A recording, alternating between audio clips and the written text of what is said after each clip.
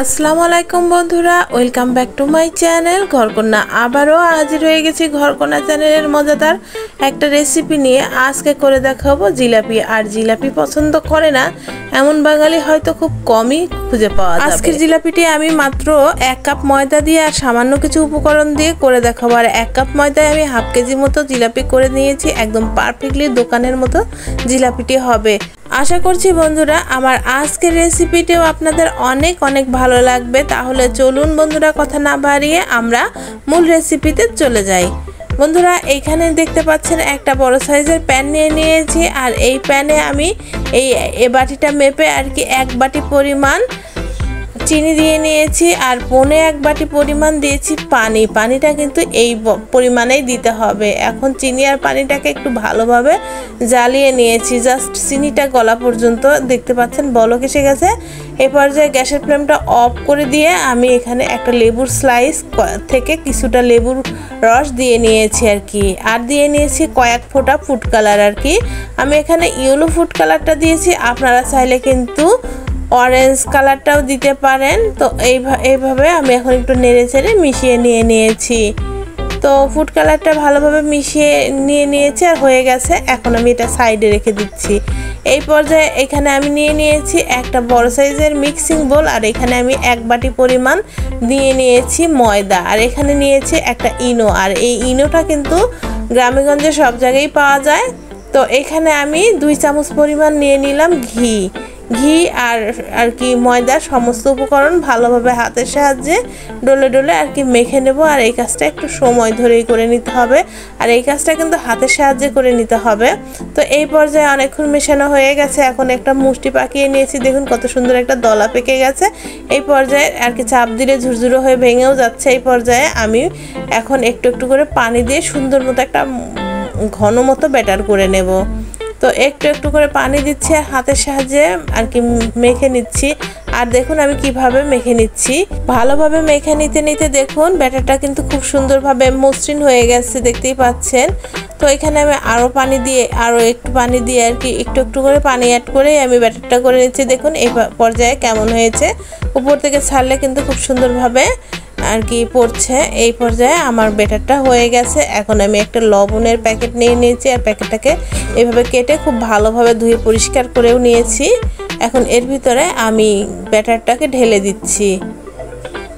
আমার তৈরি করে নেওয়া ব্যাটারটা সম্পূর্ণ এই প্যাকেটের ভিতরে আমি ঢেলে দিয়েছি। তো আমার ঢেলে নেওয়া হয়ে গেছে। আমি এখন এই মুখটা আটকে দেব। এখানে আমি একটা গার্ডার নিয়ে এভাবে আটকে দিচ্ছি আর কি। প্রথমে একটু ভাঁজ দিয়ে উল্টিয়ে নিচ্ছি। এখন একটা গার্ডার দিয়ে আর কি খুব টাইট করে পেঁচিয়ে আমি মুখটাকে একেবারে আটকায় দিচ্ছি আর কি। এভাবেই একটু টেনে আটকে দিতে হবে। তো দেখুন হয়ে গেছে কিন্তু আমার আটকে দেওয়া। এখন আমি একটা প্যানে তেল গরম হতে দিয়ে দিয়েছি। একটু বেশি করে তেলটাই দিতে হবে। এখন আমি এই অংশটা কেটে নিচ্ছি আর কি। কেটে নিয়ে একটু টেস্ট করে দেখছি কেমন হচ্ছে আর কি। তো দেখলাম যে আমার কেটে নেওয়াটা কম হয়েছে, চিকন হয়েছে, যার কারণে আমি আরও একটু বড় করে কেটে নিচ্ছি আর কি। তো এই পর্যায়ে আবারও বানিয়ে দেখতেছি যে কেমন হয়। তো আপনাদের হাতের কাছে যদি সসের বোতল থাকে কিংবা আপনারা প্লাস্টিকের বোতলও চাইলে ছিদ্র করে আর কি এটা এইভাবে বানিয়ে নিতে পারেন। তো আমি এইভাবে বানিয়ে নিয়েছি খুব শর্টকাট ভাবে। তো দেখতেই পাচ্ছেন বন্ধুরা, এটা দিতেই কিন্তু খুব তাড়াতাড়ি লালচে কালার হয়ে এসেছে। তো দেখুন এক পিঠ ভেজে নেওয়া হয়ে গেছে, এই পিঠও আমার ভেজে নেওয়া হয়ে গেল। তো আমি এটাকে উঠিয়ে নিচ্ছি। আর উঠিয়ে নেওয়ার সময় তেলটাকে কিন্তু ভালোভাবে ঝরিয়ে নিয়েছি। এখন যে শিরাটা আমি বানিয়ে রেখেছি শিরাটার মধ্যে দিয়ে নিয়েছি জিলাপিগুলো। এখন চামচ দিয়ে একটু চেপে ধরে রাখবো কয়েক সেকেন্ড, যাতে জিলাপির ভিতরে শিরাটা ভালোভাবে ঢোকে। এভাবে চেপে রাখতে হবে। আর গরম জিলাপিটা দিলেই কিন্তু ভেজে নিয়ে সঙ্গেই কিন্তু এই কাজটা করতে হবে। শিরার ভিতরে দিতে হবে। পরে কিংবা ঠান্ডা করে নিয়ে দিতে চাইলে কিন্তু হবে না কি, তেল থেকে উঠিয়ে নিয়ে সঙ্গে এই শিরার ভিতরেই দিতে হবে। তো আমার এগুলো কিন্তু হয়ে গেছে, আমি এগুলো এখন উঠিয়ে নিচ্ছি। আর একই প্রসেসে আমি আরও কিছু জিলাপি ভেজে নিচ্ছি।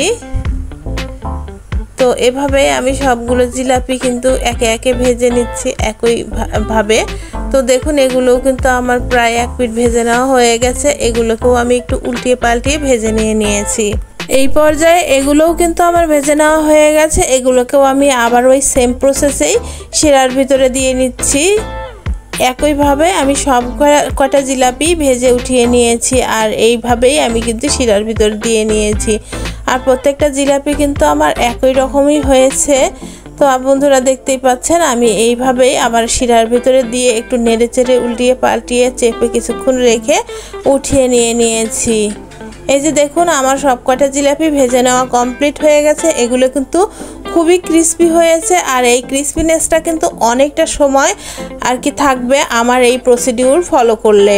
তো বন্ধুরা এই যে দেখুন জিলাপিগুলো কেমন হয়েছে, আর ওইগুলো কিন্তু উপর থেকে দেখতেই যে সুন্দর হয়েছে তা না, এগুলো কিন্তু ভেতর থেকেও অনেকটা সুন্দর হয়েছে। উপর থেকে ক্রিস্পি, ভেতর থেকে ফাঁপা এবং রসে পূর্ণ। দেখতেই পাচ্ছেন এই যে আমার জিলাপিটা কেমন হয়েছে, ভিতরে কিন্তু অনেকটা রস ঢুকেছে, নিশ্চয় আপনারা দেখে বুঝতে পারছেন। শুধু তাই না, দোকান থেকে কিনে খাওয়া জিলাপির থেকে কিন্তু অনেক গুণ ভালো হয়েছে আর অনেক টেস্টি হয়েছে আমার আজকের তৈরি করে নেওয়া জিলাপিটি। আর বাসার সবাই কিন্তু বাচ্চা কাচ্চারা সবাই কিন্তু খুবই পছন্দ করেছে। আশা করছি আপনারাও ট্রাই করবেন আর আপনাদেরটাও এইরকমই হবে। এই ছিল বন্ধুরা আমার আজকের রেসিপিটি নিশ্চয়ই আপনাদের অনেক অনেক ভালো লেগেছে। ভালো লেগে থাকলে অবশ্যই এক্ষুনি একটা লাইক করে দিয়ে আমার চ্যানেলটি সাবস্ক্রাইব করে আমার চ্যানেলের পাশে থাকবার অনুরোধ রইল। ফেসবুক থেকে দেখে থাকলে প্লিজ লাইক এবং ফলো করে দেবেন, আর বেশি বেশি করে ফ্রেন্ডস অ্যান্ড ফ্যামিলির সাথে শেয়ার করে দেবার অনুরোধ রইল। রেসিপিটি ভালো লাগলে কমেন্ট করে জানাতে পারেন। আর এইরকমই মজার রেসিপি নিয়ে আমি কিন্তু আবারও হাজির হয়ে যাব বন্ধুরা। ততক্ষণ পর্যন্ত অপেক্ষায় থাকবেন, ভালো থাকবেন, সুস্থ থাকবেন, নিজের প্রতি যত্ন নেবেন, আর আমার জন্য বেশি বেশি করে দোয়া করবেন। আসসালামু আলাইকুম।